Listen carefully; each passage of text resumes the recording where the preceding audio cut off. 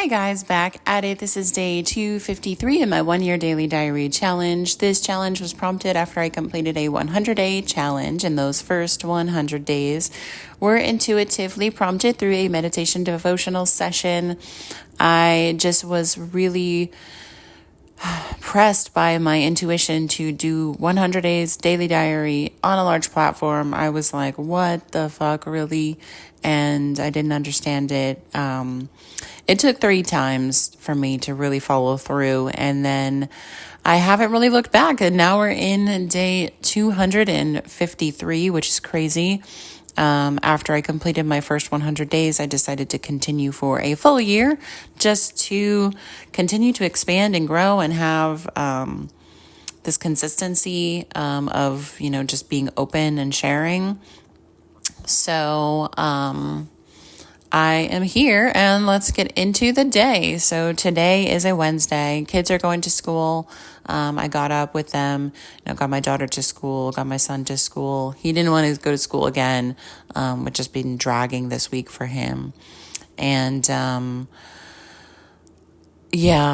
it's been a challenge for him and school this week, but I'm just continuing to have grace with myself, have grace with him, make sure we know, consistency, and if there's a real big issue, then we need to go to the doctors and figure out what's going on, kind of thing.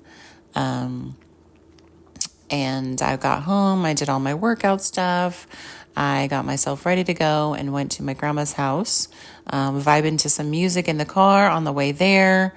I've been testing my car a little bit every time the gas light comes on. So first I pushed it 5 miles after the gas light, then 10, then 15. And so today I pushed it 20, 22, 23. And I like to see how far I can get on new cars without that gas light. So, we're continuing to slowly work on how long I can get after that gas light comes on. I had a great time at my grandma's house. She had somebody there repairing a few things. And so we did a little bit of cleanup and sat down and talked and made lunch. And as I'm talking to her about, the situation about the house and what the conversation was, she got really closed off. And even before I asked her about the house, she seemed in a different mood completely, a little bit out of sorts for her. And the way that I saw her before all these conversations happened was very energetic and lively and excited and happy. And now it was more of this sullen, depressed, in a sadder state. So she really didn't want to talk about the house and all of that situation. And so I respected that. And I just hung out and listened to her stories and listened to the, other things that we were talking about. And I was sitting listening to her talk during the day, and I almost cried while I was listening. And I was like, what is going on with me? The last week I've really had heightened emotions, and I've been feeling like PMS almost, I'm just on the verge of crying. So I held back my tears while I was in front of her, and we continued to clean up the house, get, some stuff in the other bedroom, and talk about furniture she wanted to sell and release, and talking about just selling the house and cleaning up the space and more of that stuff. So I had a FaceTime date call with my Florida crush, and I had to just say goodbye to her and head in the car on the way home. I gave her a really big hug and left. And then as I was driving home, I just started to ugly cry.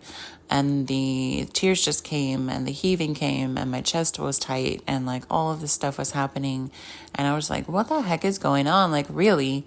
I don't consider myself to be an empath, or I don't hold it as my identity that I'm anything like that. But I do kind of absorb people's energies, And I feel like I was absorbing a lot of her energy, and it just made me sad that she was sad and depressed and not in a lively state like she typically is. So I was crying and I was trying to purge the emotions from me, and I was trying to figure out what was going on. And it wasn't me. I wasn't crying. It wasn't because of anything to do with the house or anything to do with like, it's not fair, I'm not getting what I want. I could care less where I live with my kids as long as I'm with my kids. I have enough money. I have enough abundance. I have enough luck. I am fucking lucky and abundant and blessed beyond belief in everything. And I will claim it and I will hold it and I will say it over and over and over. I can move knowing that I will always be taken care of no matter what. So I wasn't crying because of any situation that's happening. I was crying because I was feeling the emotions that my grandmother was feeling. And I was feeling that it makes me upset to see her in this state. And I just had to really tackle that on the drive home and figure out what was actually going on. And then kind of like pump myself up before my date because I didn't want to be like, teary-eyed and like, emotional when I was trying to like get to know somebody. And so I did a little bit of thinking in the car about all of that. And when I got home, popped on the FaceTime date, which ended up being like 2 hours long, where we were just talking through these never have I ever questions. And I think we got through like 20 of them. And then we just started talking about other things. And that was the whole point, to bring up topics that we haven't talked about, to make it like fun and flirty and just unique to the situation. And it was great, like to spend 2 hours with somebody without even realizing it pretty much is great. Like, and this is our second 2-hour phone conversation.